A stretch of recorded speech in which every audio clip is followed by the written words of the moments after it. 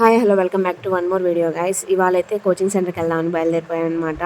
Morning నుంచి చలి మరీ బీభత్సంగా ఉంది. ఇంకా చలిలోనే బయలుదేరిపోయాను. అందులో ఎడ్జ్లో కూర్చున్నాను. చలి మరీ ఎక్కువగా ఉన్నిందన్నమాట. ఎందుకో తెలియదు, ఒక 2-3 డేస్ నుంచి మంచు బాగా కురుస్తుంది విపరీతంగా. ఎలా అంటే మనకి కొద్ది దూరంలో ఉన్న మనిషి కూడా సరిగ్గా కనిపించట్లేదు అనమాట. చుట్టూతో మూసుకుపోయి ఉంటుంది, అంతలా మంచు కురుస్తుంది. ఎందుకో నాకైతే అర్థం కావట్లేదు అనమాట. అంతకుముందు వరకు కూడా బాగానే ఉంది, ఒక 2-3 డేస్ నుంచే. ఇంకా అలా కావాలకైతే ఎంటర్ అయిపోయానా. ఆ బ్రిడ్జ్ మీద రోడ్డు వర్క్ ఏదో చేస్తూ ఉన్నారనమాట, కన్స్ట్రక్షన్ వర్క్. ఇంకా అక్కడ ఫుల్ ట్రాఫిక్ ఆగిపోయింది. బ్రిడ్జి దాటడానికి నాకైతే 10 minutes పట్టింది. అక్కడికి వెళ్ళాక వర్షిని కోసం ఎంతసేపు నుంచి వెయిట్ చేస్తున్నాం గైస్, ఇప్పటికీ రాలేదు. ఇప్పుడు కూడా ఏడుందో తెలియదు గైస్, భూమికి జానడు ఉంటుంది. ఇది అనుకొని చేసేస్తుంది, పొట్టిదే కానీ మహా గట్టిది. ఎస్ గైస్, ఇంకా రాలేదు గైస్, ఎందుకంటే ఫుల్ ట్రాఫిక్ ఉంది. ఒకసారి చూపిస్తాను గైస్. అక్కడ వ్యాన్స్ అన్ని ఆపేసి సరే అలా ట్రాఫిక్ ఉందన్నమాట. అందువల్ల తను ఇంకా రాలేదు. అటు సైడే ఉండిపోయింది బ్రిడ్జికి, మేము ఇటు సైడ్ ఉన్నాం అనమాట. రాంబాబు ఇక్కడ చాలా ట్రాఫిక్గా ఉంది చూడండి గైస్. ఇంతమంది మీ పావని సాయి అండ్ హేమ రిపోర్టర్గా మారిన హేమ చేసే సంచలన వాక్యాలు మీరే వినండి.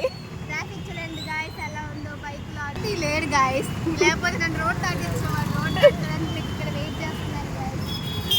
మా ఫ్రెండ్ ట్రాఫిక్ ఉంది. మా ఫ్రెండ్ ఒక అమ్మాయి ఉంది గైస్, భూమికి జానడు ఉంటుంది, తన కోసం వెయిట్ చేస్తున్నాం. నిజం చెప్తున్నా, వర్షం ఇప్పుడు కూడా కనిపిలా. బొట్లు పెట్టేస్తున్నాను ఏడా బాబా కూడా ఉంది చిన్నది. ఈ వాకిలి బయటే ఉంది. అక్కడ రోజు ఈ నార్మల్ ఇంకో రోజు పెట్టుకొస్తాం. ఈ ఊరు మాత్రం ఆడ పెట్టుకుంటా. ఈ ఊరు మాత్రం ఆడ పెట్టుకుంటా. శివాలయం వెళ్తున్నా, రోజు వెళ్తున్నాం.